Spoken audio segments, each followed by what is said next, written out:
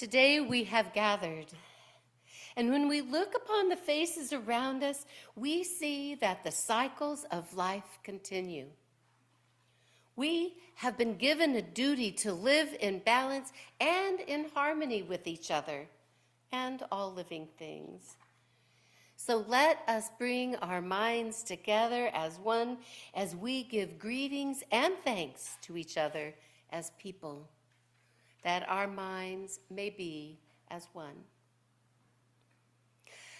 These are the opening words to the Thanksgiving address, or more poignantly known as words that come before all else. This invocation of gratitude is spoken at the beginning of every day in the Onondaga Nation, a part of the Haudenosaunee tradition. Let me pronounce that correctly, excuse me. Haudenosaunee tradition. A historical indigenous confederacy located in northeast North America. According to the Mountain Hermitage website, the words that come before all else are delivered in the Haudenosaunee languages at both the beginning and the end of social gatherings, celebrations, council meetings, and it is recited each morning at the beginning of a school day.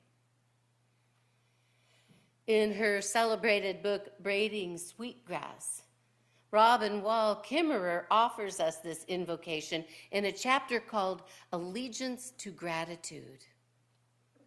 The chapter starts with a story of how a teacher of one of her daughters calls to say, "Your daughter is not standing for the Pledge of Allegiance.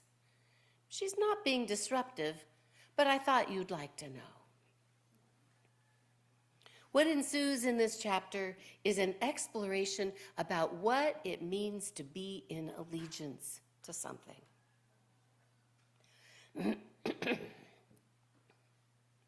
And a call for allegiance to gratitude is the heart of our service here this morning.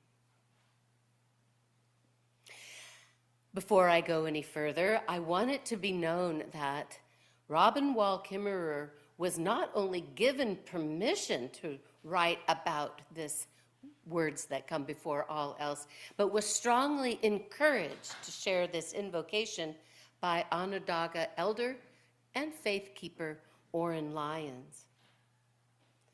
When she asked, he smiled and said, "Of course you should write about it. It's supposed to be shared. Otherwise, how can it work? We've been waiting 500 years for people to listen. If they understood the Thanksgiving address, then we wouldn't be in this mess." Touché.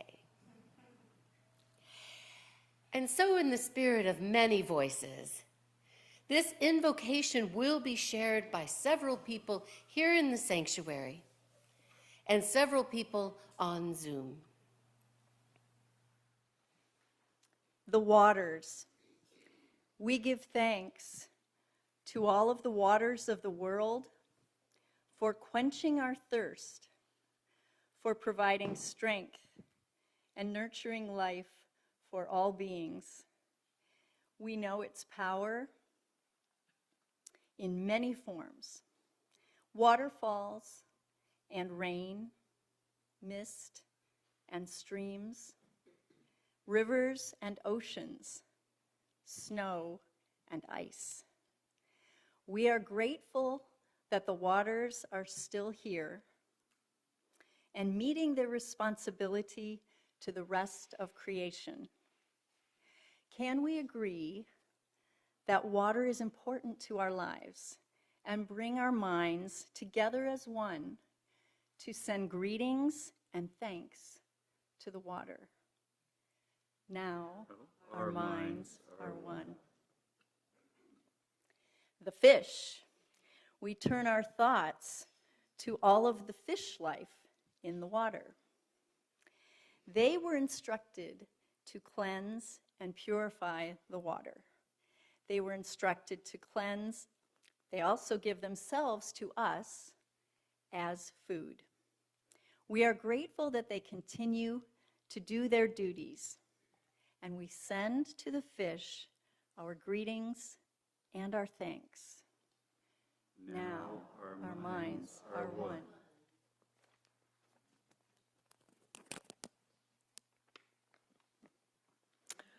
The plants. Now we turn toward the vast fields of plant life.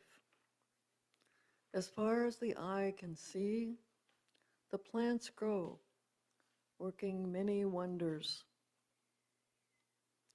They sustain many life forms. With our minds together, we give thanks and look forward to seeing plant life for many generations to come. Now our minds are one. And the berries. When we look about us, we see that the berries are still here, providing us with delicious foods. The leader of the berries is the strawberry, the first to ripen in the spring. Can we agree that we are grateful that the berries are with us in the world and send our thanksgiving? Oops. And send our thanksgiving, our love, and respect to the berries. Now, our minds are one.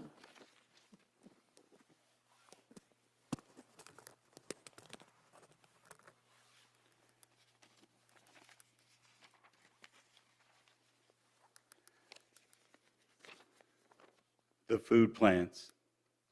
With one mind, we honor and thank all the food plants we harvest from the garden, especially the three sisters, corn, beans, and squash, who feed the people with such abundance.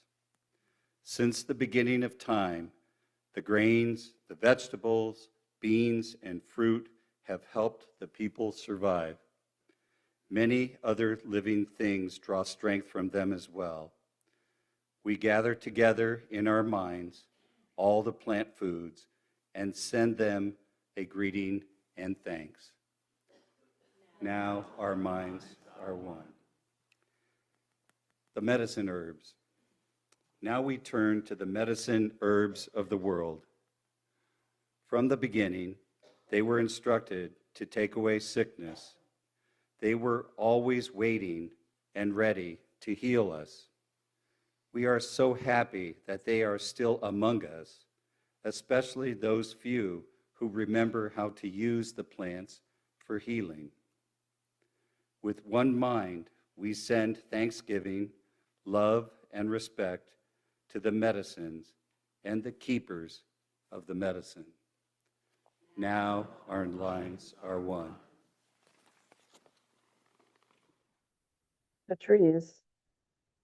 Standing around us, we see all the trees. The earth has many families of trees who each have their own instructions and uses. Some provide shelter and shade, others beauty and many useful gifts. Many peoples of the world recognize a tree as a symbol of peace and strength. With one mind, we greet and thank the tree life. Now our minds are one. The animals. We gather our minds together to send our greetings and thanks to all the beautiful animal life of the world who walk about with us. They have many things to teach us as people. We are honored by them when they give up their lives so that we may use their bodies as food for our people. We see them near our homes and in the deep forests. We are grateful that they continue to share their lives with us and hope that it will always be so. Now our minds are one. The birds. We put our minds together as one and thank all the birds who move and fly about over our heads. The Creator gave them the gift of beautiful songs. Each day they remind us to enjoy and appreciate life. The eagle was chosen to be their leader and to watch over the world. To all the birds, from the smallest to the largest, we send our joyful greetings and thanks. Now our minds are one. The four winds. We are thankful for the powers we know as the four winds. We hear their voices in the morning air as they refresh us and purify the air we breathe. They help bring the change of seasons.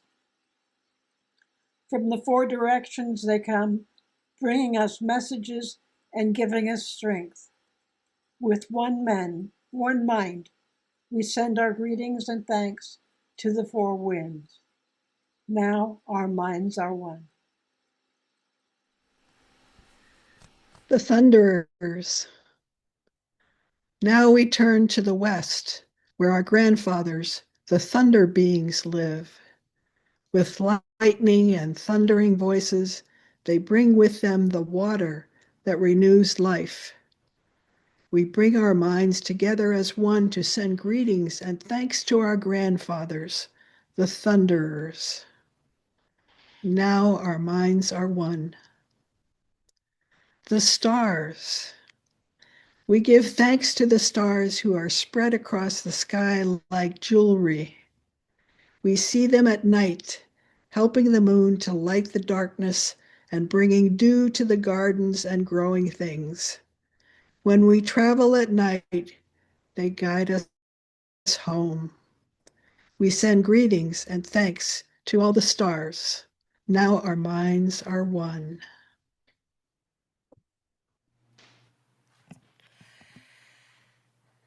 What does it mean to pledge allegiance to something? The dictionary says it means to make a solemn promise or an oath of loyalty. It is a commitment and a support to a person, a group, or a cause. A pledge is intended to unify citizens and reaffirm a commitment to core principles. Being unified and affirming commitments to principles, sources, covenants, and values is something, as a Unitarian Universalist, that I can really get behind. And I imagine many of us in this room and on Zoom grew up pledging, saying the Pledge of Allegiance to the ubiquitous flag in the corner, standing with our little hands over our little hearts at the beginning of every school day. And it is quite similar to the children of the Onondaga Nation. As for our memorized Pledge of Allegiance, we are promising loyalty and commitment to a symbol, a flag, and for which it stands. We see a lot of flags these days as a testimony to patriotism and a commitment to our country, the United States, and for some, not all, an allegiance to a particular political party and administration. Have no doubt there is much to be said about this, but what I want to lift up for us today is a pledge beyond the abstract notion of fidelity to a flag or a republic, a political system, even when the goal is the most noble of notions, being liberty and justice for all. I would like for us to put our minds together and pledge fidelity to the most sacred and life-sustaining thing, the essence of which we could not live without, beyond borders and boundaries and states and countries. Let us pledge fidelity to our precious earth and all earthly phenomena, from the micro to the macro, from the center of which scientists have identified is a molten core of lava, And that energetically radiates all the way through the entire planet, out into the entire far wide reaches of the universe, creating everything that exists in our little part of the cosmos. This brilliance, this creation, this diversity and beauty, this construction and deconstruction from seedlings to consumption and then compost, from birth, life, and death. The expressions of life on earth are so far-reaching, and at the same time, it is right here in the room with all of us and from our beating hearts. And that is why I want to share with you the words that come before all else for this Thanksgiving weekend. And doing so, we honor the native people of this continent. And this is why I brought you these postcards, which you are welcome to take several of. There should be one on a chair, enough for everybody in this room, and there's more on the welcome table, and there's more on the table in the breezeway. And I invite you to send a snail mail to someone. Perhaps make it a love note, you know. It says, I pledge allegiance to the earth of our beloved solar system, and to all of her creatures, for here they dwell, one planet, united in harmony with universal love and compassion for all. Blessed be. Grandmother Moon, we put our minds together and give thanks to our oldest grandmother, the moon, who lights the nighttime sky. She is the leader of women all over the world, and she governs the movement of the ocean tides. By her changing face, we measure time, and it is the moon who watches over the arrival of children here on Earth.